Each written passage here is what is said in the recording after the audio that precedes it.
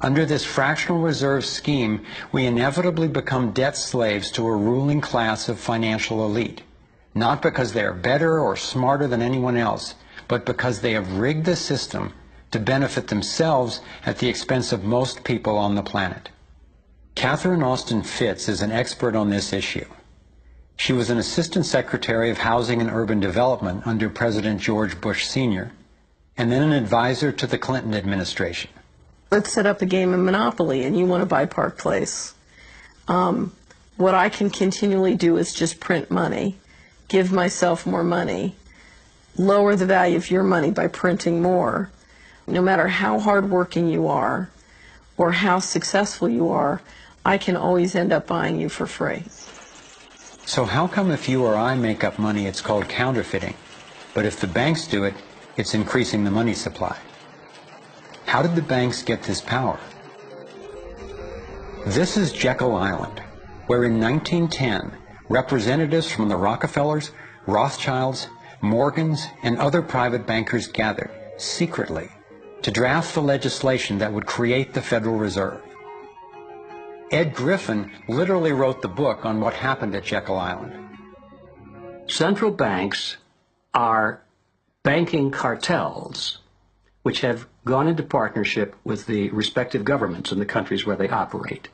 And they've been given monopolistic power over the creation of the nation's money supply. That's what the politicians handed to them as a gift, you might say, for the partnership. Now, in return, what did the bankers do for the politicians? They promised to create money out of nothing, now that they've got this legal power to do it anytime the government needs it. And since 2008, we've witnessed the greatest fake money printing run in recorded history.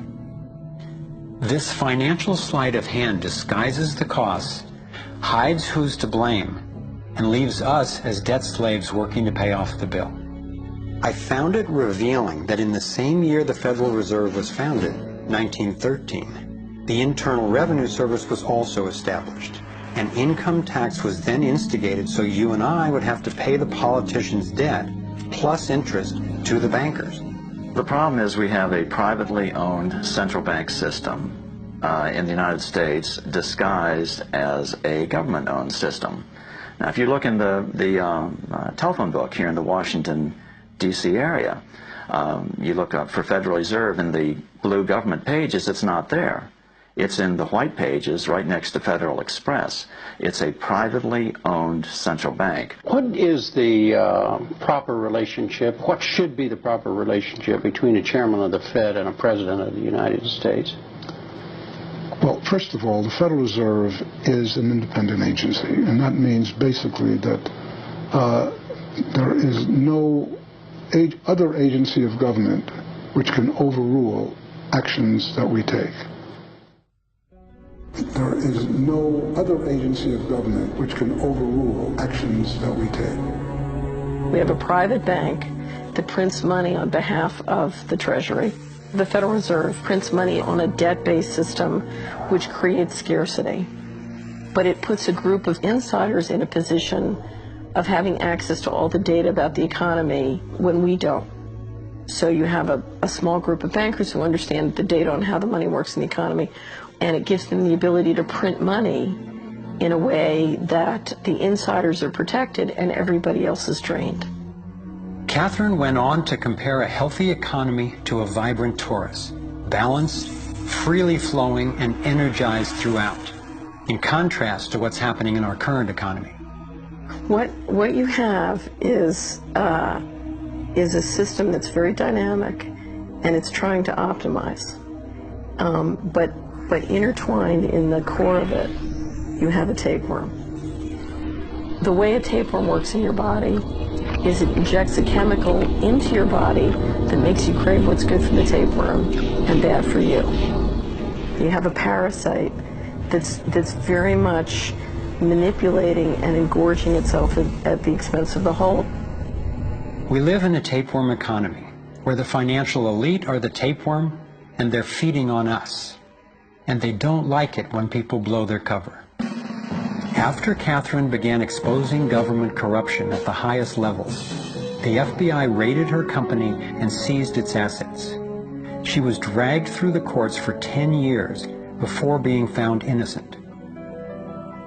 So we've got the Federal Reserve, a privately owned corporation with a monopoly on creating money, but with no accountability, backed up by a government with a monopoly on force.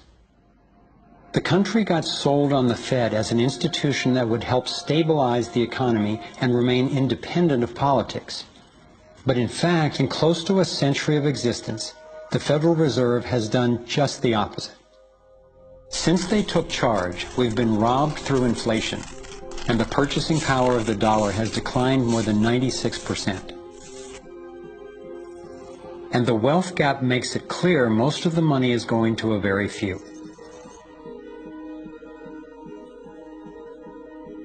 Only 16 years after the Federal Reserve was in power, America experienced the Great Depression.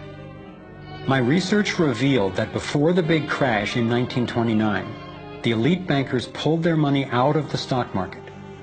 After the crash, they used that money to buy up cheap stocks and smaller failing banks for pennies on the dollar. Among the bankers who consolidated their wealth this way were the Rothschilds, Rockefellers, and Morgans. A similar scenario played out in the 2008 financial collapse, with the same bankers benefiting. In the years leading up to the collapse, the biggest banks, including Bank of America, Citigroup, and Chase, controlled by the Rothschilds, Rockefellers, and Morgans, were bundling and trading bad loans that they knew would eventually fail. It's like putting rotten oranges in a box and selling them as grade AAA.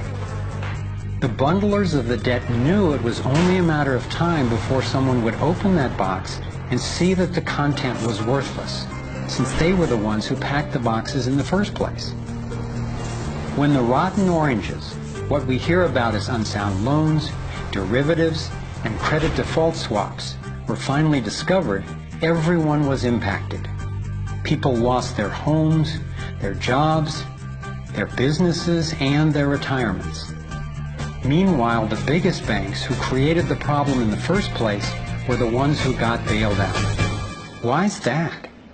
Why would the Federal Reserve give trillions to the banks, even though the majority of Americans were against bailing them out? And why not help those most in need rather than the perpetrators of the financial collapse?